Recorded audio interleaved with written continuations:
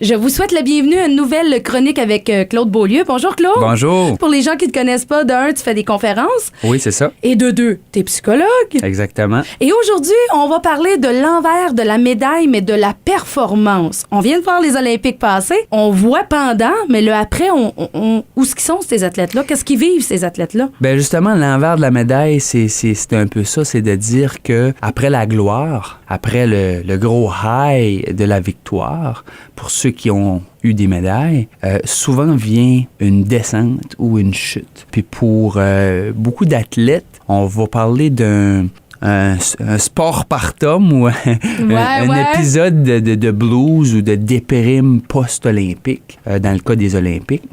Puis il y a plein d'athlètes qu'on connaît, dont Michael Phelps, entre autres, qui est un des plus grands nageurs de l'histoire, qui a remporté, je crois, ses 28 médailles. Hey. Tout à fait incroyable. Puis on a tendance à voir ces gens-là comme des super-héros, comme des gens à toute épreuve. Un modèle, ouais. Qui sont très... Invincibles, Invincibles, c'est le mot que je cherchais. Puis, mais dans le fond, Michael Phelps, suivant les Jeux olympiques de Londres, pensait juste au suicide. Ah, c'est triste, hein? Puis, tu sais, il s'est dirigé dans la consommation. On a vu là, des photos de lui consommant de la marijuana, mais il s'est dirigé là pour gérer ses émotions parce que... C'était trop, là. C'était trop. Tu sais, suivant chacun des Jeux olympiques, il dit, j'ai eu comme une déprime. Puis une déprime qui s'est amplifiée avec le temps. Puis il est obligé de consulter, puis c'est juste comme ça qu'il a réussi à se sortir un peu de ce trou noir-là. Mais on n'a pas tendance à voir ce côté-là de la médaille. Non, on voit tout le temps celle qui brille, puis qui est belle, puis qui est la gloire, là. Ouais. Fait que les athlètes, c'est des êtres humains. Puis, ils ont les mêmes émotions, puis ils doivent gérer le stress, puis ils doivent gérer toutes ces situations-là. Puis malheureusement, ben, ça fait partie souvent de les situations qu'ils doivent rencontrer. Puis on dit que 50% des athlètes qui vont prendre leur retraite, des Jeux olympiques, entre autres, là, vont se retrouver dans une période de vide. De noirceur. De noirceur, où on a perdu nos points de repère, puis il faut reconstruire un peu notre vie, parce qu'on le sait, les athlètes olympiques ils investissent c'est fou. Énormément.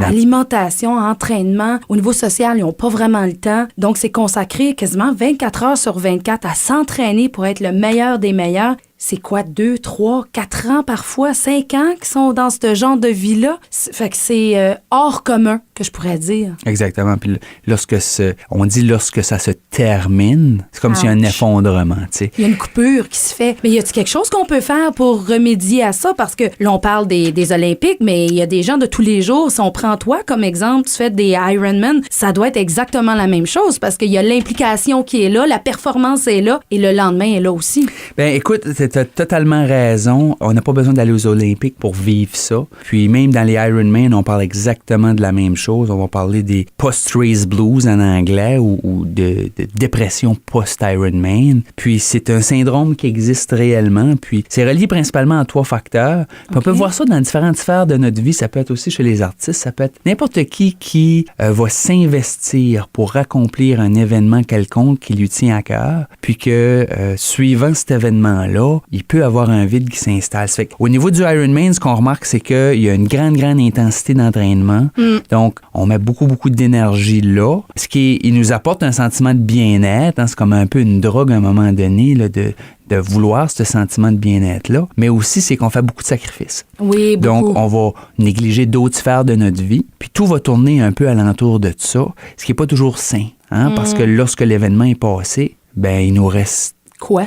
T'sais, donc, il faut garder cet équilibre-là. Deuxième point, c'est le high qu'on va vivre, que ce soit aux Jeux olympiques ou lorsqu'on franchit la ligne d'un Ironman. Il y a vraiment un sentiment de high incroyable. L'adrénaline est à fond, là. Puis, tu sais, on se sent comme une rock star. Oh, wow. C'est pas tous les jours que ça nous arrive. Ben non. Puis tu l'as travaillé, ce moment-là. C'est vraiment une fierté. Bon, mais suivant ce moment-là, ben ça disparaît, tu sais. Ce sentiment de star-là disparaît, puis là, l'estime de soi peut diminuer un peu, puis ce qu'on comprend, c'est que suivant l'événement, qu'on a tellement travaillé fort, il y a une fatigue énorme qui s'installe. Ben, je comprends donc. Donc là, on mélange tout ça, la fatigue, le vide qui s'installe, la perte des points de repère, le manque d'équilibre qu'on a accumulé un peu là au niveau de nos amis, au niveau de notre travail, tout ça. Puis là, on voit plus non plus l'utilité de bien manger, bien alimenter parce que Ben souvent, fini. suivant l'événement, là, on s'est privé un peu puis on a fait vraiment attention. Ça fait que là, on va se laisser lousse un peu. Donc, il y a ce risque-là de vivre un peu ce sentiment de déprime, là. De vide Ouais, et de déprime. Ouais. Mais y a-t-il quelque chose qu'on peut faire pour prévenir tout ça? Ben, la préparation mentale avec l'aide d'un coach ou d'un psychologue sportif peut vraiment, vraiment nous aider à garder l'équilibre, à prévoir ces choses-là. On sait que ça arrive, donc l'idée, c'est d'être en mesure